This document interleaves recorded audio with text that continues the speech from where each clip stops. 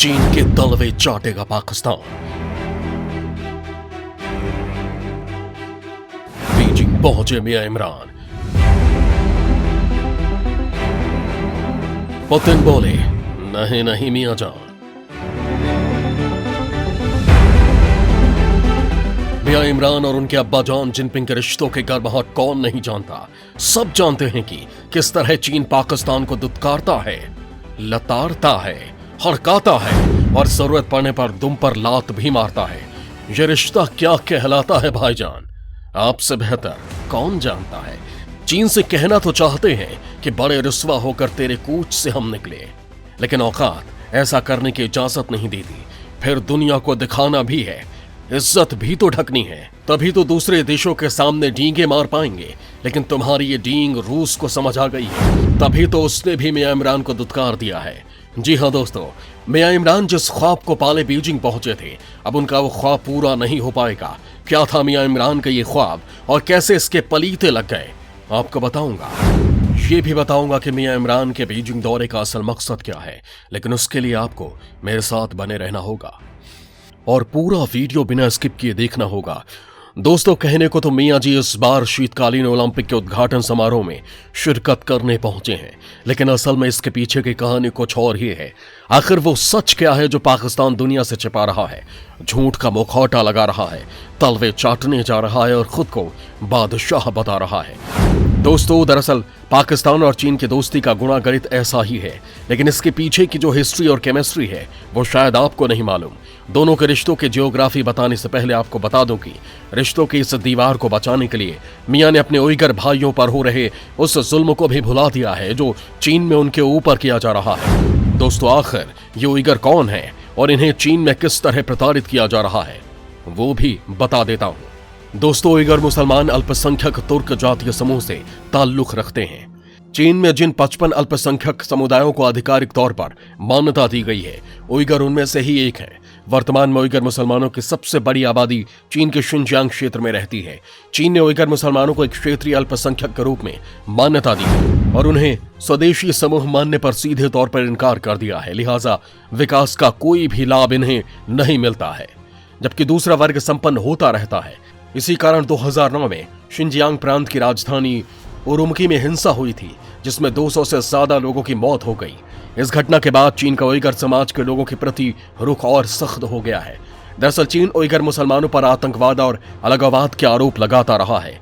इन आरोपों की आड़ में चीन उनका शारीरिक उत्पीड़न, जबरन नजरबंदी कर रहा है। इतना ही नहीं, चीन ने समुदाय के ज्यादातर लोगों को गुलाम बना रखा है, जिसकी दुनिया भर में आलोचना होने पर चीन को सफाई भी देनी पड़ी थी। चीन ये दावा करता है कि यह समुदाय एक अलग स्वतंत्र राज्य स्थापित करना चाहता है, लिहाजा इन पर नजर रखी जा रही है। दोस्तों, तो देखा आपने मुसलमानों का हिमायती बनने वाला पाकिस्तान किस तरह अपने ही भाइयों पर हो रहे जुल्म को लेकर चुप है। उसे यहां मानवाधिकारों का उल्लंघन नहीं दिखता, लेकिन कश्मीर का राग अलापते समय उसे मानवाधिकार याद आता है, जिससे उसका दूर दूर तक नाता नहीं है।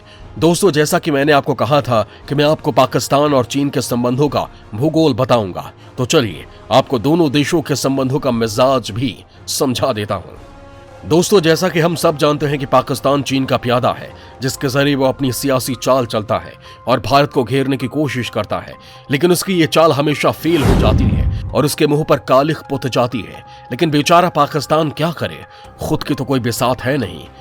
चीन का चमचा जो ठहरा, चचा की जी हुजूरी करेगा ही। सो मियां इमरान ने एक बार फिर अपने जुबान से चीन की तारीफों के पुल बांध दिए हैं।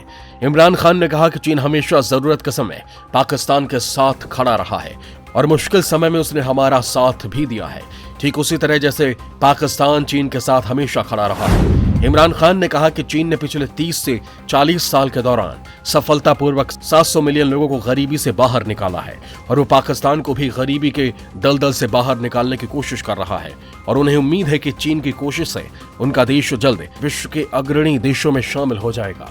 मियां इमरान यहीं नहीं रुके, चाटुकारिता करने में उन्होंने सबको पीछे छोड़ दिया। उन्होंने कहा कि हमें संपूर्ण विकास के लिए चीनी मॉडल का पालन करना चाहिए, क्योंकि चीन की अर्थव्यवस्था के विकास से वहां के सभी लोग समृद्ध होते हैं। दोस्तों, आखिर मियां इमरान चीन को लेकर अपनी जुबान से इतना शहद क्यों टपका रहे थे, ये भी आपको बता देता हूं। दोस्तों वैसे तो इमरान खान का यह चौथा चीन दौरा है, लेकिन इसे काफी अहम माना जा रहा है। पाकिस्तान समाचार पत्रों के मुताबिक इमरान खान और अमेरिका के बाइडेन प्रशासन के बीच तल्खी बढ़ गई है। ऐसे में पाकिस्तान को अब चीन का ही सहारा बचा है, क्योंकि अमेरिका ने पाकिस्तान की धूर्तता को देखते हुए अपनी बैशाखी खींच ली है। लिहाजा अपने जैसे छल कपटी चीन को मनाने इमरान खान विंटर ओलंपिक के बहाने बीजिंग पहुंचे हैं। दोस्तों आप जानते हैं कि आखिर ऐसी नौबत क्यों आ गई कि चमचे इमरान को अपने अब्बा जान जिनपिंग की चाटुकारिता करनी पड़ रही है।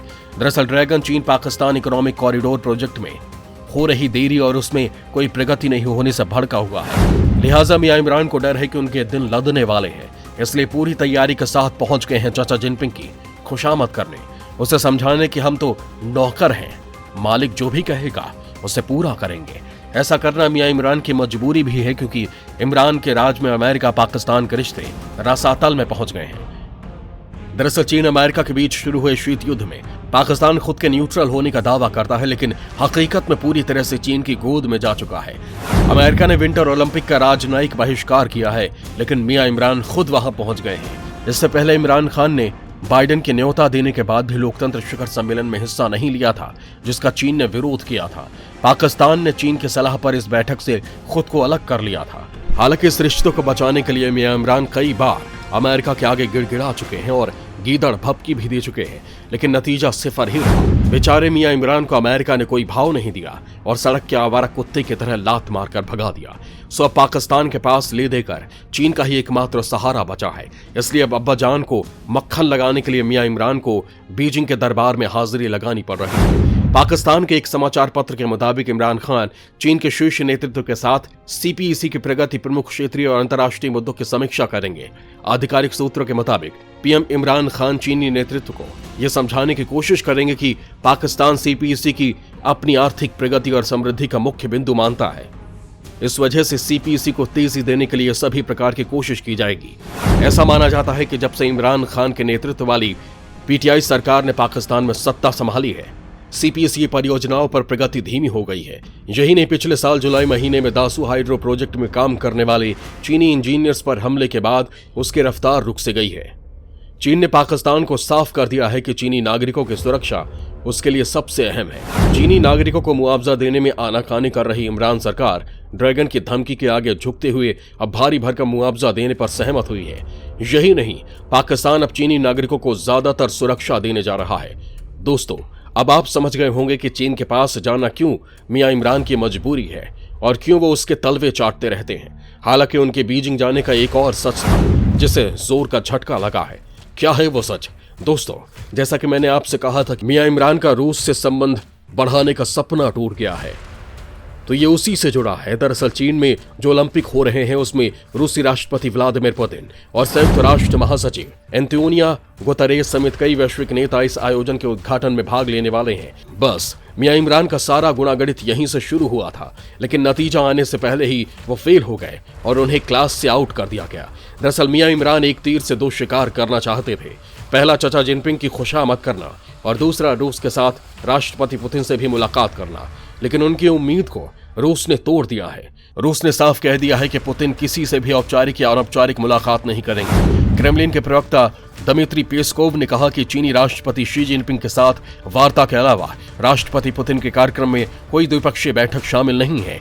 इसका मतलब यह है कि पुतिन सिर्फ शी जिनपिंग के साथ ही बैठक करेंगे, वो इमरान खान के साथ किसी तरह की द्विपक्षीय बैठक नहीं करने वाले हैं। दोस्तों दरअसल पुतिन 4 फरवरी को चीन में होंगे और चीनी राष्ट्रपति शी जिनपिंग के साथ शिखर स्तरीय वार्ता भी करेंगे। इस महीने की शुरुआत में पाकिस्तान के प्रधानमंत्री इमरान खान ने रूसी राष्ट्रपति व्लादिमीर पुतिन से बात की। क्रेमलिन रीडआउट के मुताबिक इनके बीच व्यापार, अर्थव्यवस्था, ऊर्जा और मानवीय क्षेत्र सहित विभिन्न क्षेत्रों में रूस पाकिस्तान संबंधों के विकास के साथ साथ कोरोना वायरस संक्रमण के प्रसार का मुकाबला करने पर चर्चा हुई थी, जिसे लेकर चीन में दोनों के बीच बातचीत होनी थी। लेकिन ऐन मौके पर पाकिस्तान को रूस ने गच्चा दे दिया और मुलाकात रद्द कर दी। दोस्तों बता दूं कि दूसरी बार है जब रूस ने पाकिस्तान के साथ किसी द्विपक्षीय योजना पर अमल नहीं किया है। इमरान खान और व्लादिमीर पुतिन को सितंबर 2021 में दुशांबे में एससीओ शिखर सम्मेलन के मौके पर मिलना था, लेकिन बैठक व्यक्तिगत रूप से नहीं हो सकी थी। दोस्तों पाक जानता है कि रूस भारत का मित्र देश है और भारत से उसके अच्छे संबंध हैं।